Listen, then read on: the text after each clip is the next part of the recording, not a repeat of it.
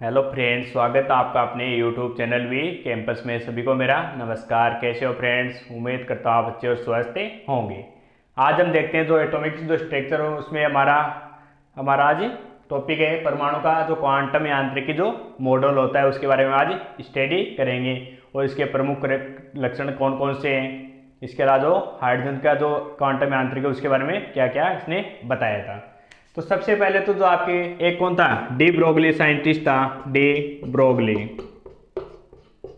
तो उसने क्या किया था कि जो इलेक्ट्रॉन होता है वो भी क्या करता है, द्वैत प्रकृति दर्शाता है। किसने बताया था? डी ब्रोगली ने ये बताया कि इलेक्ट्रॉन क्या करता है, द्वैत प्रकृति दर्शाता है। यानी इलेक्ट्रॉन भी क्या करता है, कण तथा तरंग की भांति क्या करता है, बिहेव करता है। यानी दोनों की तरह क्या करता है, बिहेव करता है। ये तो किसने बताया था? डी ब्रोगली ने बताया था। जबकि जो हाइजेनबर्ग का अनिश्चितता का सिद्धांत था, किसका? हाइजेनबर्ग का अनिश्चितता का जो सिद्धांत था उसमें क्या बताया कि कोई भी जो इलेक्ट्रॉन्स होता है उनकी कण की स्थिति और संवेग, स्थिति तथा संवेग को एक साथ ज्ञात नहीं किया जा सकता। यानी अगर कोई भी इलेक्ट्रॉन की अगर स्थिति और उसके संवेग को एक साथ ज्ञात नहीं कर सकते, इसका मतलब क्या है, उसके इलेक्ट्रॉन का पथ ये क्या करते हैं, निर्धारित करते हैं। इसलिए उसका पथ क्या करते हैं, जो इलेक्ट्रॉन पथ था वो निर्धारित एक जगह या एक पॉसिबल नहीं है। यानी उसको क्या हो जाता है, पथ टाइम के अकॉर्डिंग चेंज होता रहता है। ये किसने बताया था? हाइजेनबर्ग के। लेकिन जो परमाणु का क्वांटम यांत्रिकी जो मॉडल है वो किसने दिया था? श्रोडिंगर नामक साइंटिस्ट था। कौन था? श्रोडिंगर नामक साइंटिस्ट था। इन्होंने क्या किया था, परमाणु का क्वांटम यांत्रिकी मॉडल दिया था। तो इसने क्या किया था, जो स्थिति और जो संवेग होती है, स्थिति तथा संवेग दोनों को क्या किया था, एक साथ लेकर इसका क्या किया था, अध्ययन किया था। और इन्होंने क्या किया था, इसकी क्वांटम यांत्रिकी बताई। उसी को क्या बोलते हैं, परमाणु का क्वांटम यांत्रिकी मॉडल बोला जाता है। और क्वांटम यांत्रिकी मॉडल इसने क्या किया, इसने एक समीकरण दी थी, उसको क्या बोलते हैं, श्रोडिंगर तरंग समीकरण बोला जाता है। श्रोडिंगर तरंग समीकरण कहा जाता उसे। और वो समीकरण क्या थी, del square psi upon del x square, del square psi plus del square psi d x square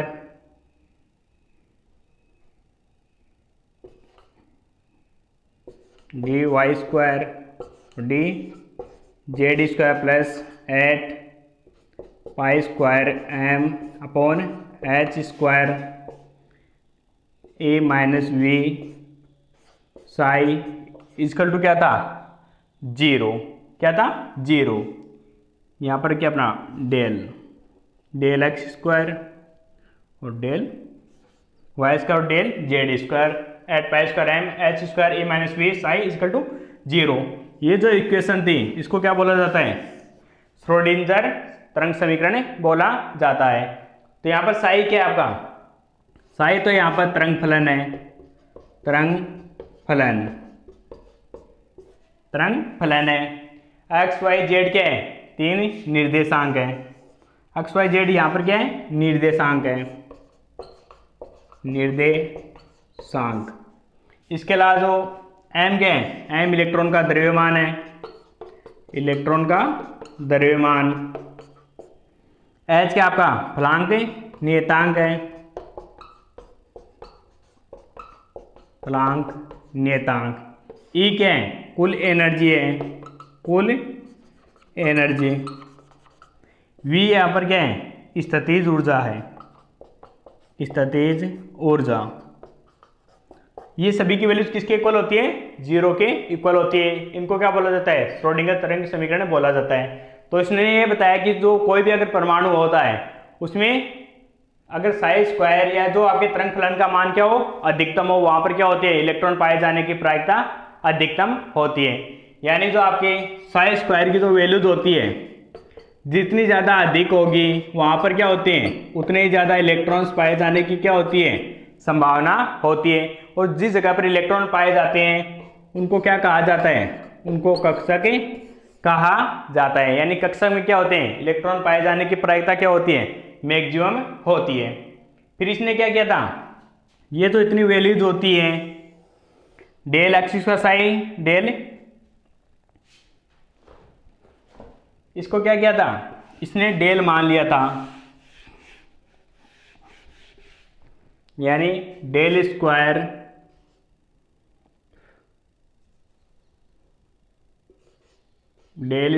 psi plus eight pi square m h square E minus V psi equal to 0।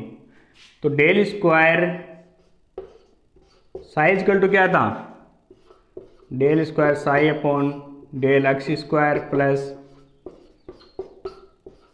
Y square plus del square psi upon del z square, ये इसने माना था। और del square जो साई होता है इसको बोलते हैं लेप्लेसियन स्थिरांक बोला जाता है। तो ये क्वेश्चन हम क्या कर सकते हैं, पुटअप में कर सकते हैं। ये क्या था आपका परमाणु का क्वांटम यांत्रिकी जो मॉडल होता है। इसके बाद देखते हैं जो आपके हाइड्रोजन जो परमाणु होता है, ये हाइड्रोजन परमाणु की तरंग यांत्रिकी क्या होती है।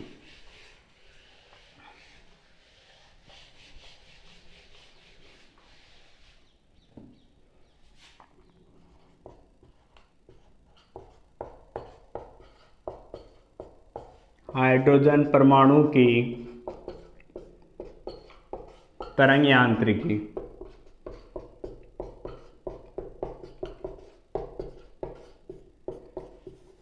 तो हाइड्रोजन परमाणु में सबसे पहले तो कितने इलेक्ट्रॉन्स होते हैं, एक इलेक्ट्रॉन पाया जाता है। तो इसने बताया कि जो भी आपके हाइड्रोजन परमाणु होता है यानी उसका जो तरंग फलन होता है, तरंग फलन यानी एक कक्षक में कितने इलेक्ट्रॉन पाए जाते हैं, मैक्सिमम 2 इलेक्ट्रॉन पॉसिबल है। तो अगर एक से ज्यादा क्या हो जिसमें इलेक्ट्रॉन्स पाए जाते हो उसके क्या होते हैं, एक से ज्यादा क्या होते हैं, तरंग फलन होते हैं। और जो इलेक्ट्रॉन क्या होता है, एक इलेक्ट्रॉन होता है, इसके उसका तरंग फलन कितना होता है, 1 होता है। जबकि इसने ये बताया कि जो आपके साई स्क्वायर होता है उसका क्या जो भौतिक जो मान होता है, क्या होता है, भौतिक जो सार्थकता होती है उसका कोई मीनिंग नहीं होता है। यानी जो भौतिक सार्थकता है साई स्क्वायर की उसका कोई भी मीनिंग नहीं होता है। इसके अलावा जो आपके साई स्क्वायर होता है उसका मान ऑलवेज क्या होता है, पॉजिटिव होता है। जो क्या होता है, जो अर्थपूर्ण मान होता है, अर्थपूर्ण मान होता है। किसके लिए, हाइड्रोजन के लिए साई स्क्वायर का मान क्या होता है, अर्थपूर्ण होता है। क्यों होता है, क्योंकि जो साई की वैल्यूज होती है वो पॉजिटिव या नेगेटिव हो सकती है। क्या हो सकती है, पॉजिटिव भी हो सकती है और नेगेटिव भी हो सकती है। लेकिन साई स्क्वायर का मान ऑलवेज क्या होता है, पॉजिटिव होता है, इसलिए उसका क्या होता है, अर्थपूर्ण मान हमारे को क्या होता है, प्राप्त होता है। और जो जहाँ पर क्या होती है साई स्क्वायर की जो वैल्यूज क्या होती है, अधिकतम होती है, ज़्यादा होती है, वहीं पर क्या होते हैं, इलेक्ट्रॉन्स पाए जाने की क्या होती है, प्रायिकता भी अधिक होती है। और उसी को क्या बोला जाता है, कक्षक बोला जाता है। तो इलेक्ट्रॉन्स में क्या होती है, वो परमाणु है जहाँ पर इलेक्ट्रॉन पाए जाएंगे उस परमाणु की जो एरिया होता है उनको क्या बोला जाता है, कक्षक बोला जाता है। ये थी आपकी जो हाइड्रोजन परमाणु होती है उनकी तरंग यांत्रिकी। इसके बाद देखते हैं जो हाइड्रोजन उसका श्रोडिंगर तरंग समीकरण की जो कुछ प्रमुख लक्षण कौन कौन से हैं।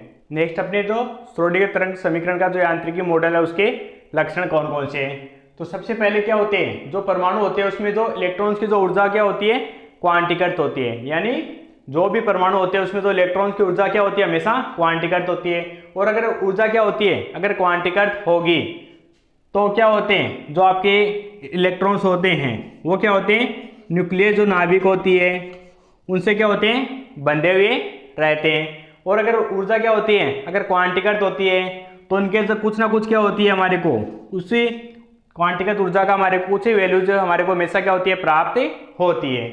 सेकेंड, इसकी अगर लक्षण की बात करी जाए तो इसमें क्या होते हैं, जो इलेक्ट्रॉन क्या होते हैं तरंग की तरह क्या कर रहे हैं, बिहेव कर रहे हैं। ये इलेक्ट्रॉन तरंग जैसे गुणों के कारण क्या होती है, जो क्वांटीकृत इलेक्ट्रॉनिक ऊर्जा स्तर क्या होते हैं इसके अस्तित्व में होते हैं। यानी इलेक्ट्रॉन क्या कर रहा है, तरंग की तरह बिहेव करता है। तो जैसे क्या करते हैं, ऊर्जा जो इलेक्ट्रॉन की जो क्वांटिकल जो ऊर्जा होती है उनका क्या होता है, अस्तित्व होता है। नेक्स्ट अगर इसकी बात की जाए तो जो हाइजेनबर्ग का जो अनिश्चितता का सिद्धांत था उसने तो क्या बताया था, स्थिति और संवेग क्या होती है, स्थिति तथा संवेग ये क्या होते हैं, एक साथ इनको कैलकुलेट नहीं किया जा सकता, यानी एक साथ इन स्थिति और संवेग को नहीं बता सकते।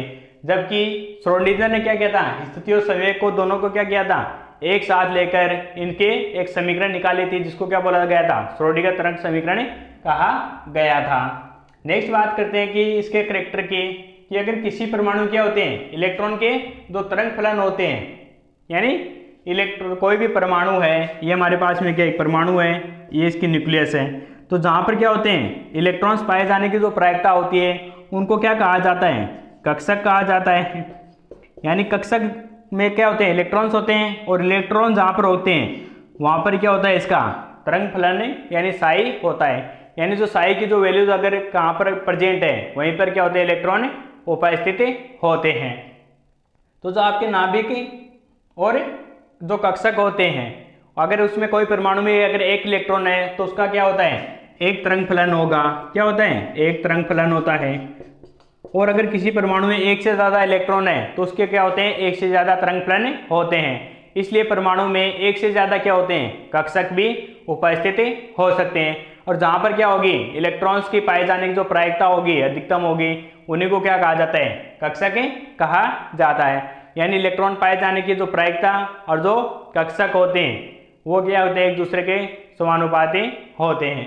नेक्स्ट बात करते हैं इसकी लक्षण की, जहाँ पर क्या होते हैं इलेक्ट्रॉन्स बहुत अधिक पाए जाते हो, यानी जहाँ पर क्या होते हैं इलेक्ट्रॉन्स पाए जाएंगे वहीं पर क्या होगा, साई की वैल्यूज क्या होती है, तरंग फलन की वैल्यूज अधिकतम होती है। और उसी को क्या बोला जाता है, जो इलेक्ट्रॉन पाए जाने की जो प्रायिकता होती है वो क्या होती है, साई स्क्वायर के इक्वल होती है। उनको क्या बोलते हैं, प्रायिकता घनत्व बोला जाता है। क्या बोलते हैं, प्रायिकता घनत्व बोलते हैं। यानी कोई भी अगर परमाणु है उसमें इलेक्ट्रॉन पाए जाने की जो प्रायिकता होती है वो क्या कहलाती है, उसका तरंग फलन कहलाती है। और उसी को क्या कहा जाता है, परमाणु का कक्षक कहा जाता है। यानी जहाँ पर साई स्क्वायर की वैल्यूज क्या होगी, अधिकतम, वहीं पर क्या होगा, इलेक्ट्रॉन्स पाए जाएंगे और वहीं उन्हीं को क्या बोला जाता है, कक्षक कहा जाता है।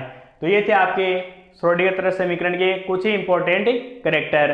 तो उम्मीद करता हूँ दोस्तों आपको वीडियो अच्छा लगा। वीडियो आपको अच्छा लगे तो चैनल को लाइक शेयर और सब्सक्राइब कर दीजिए। Thank you.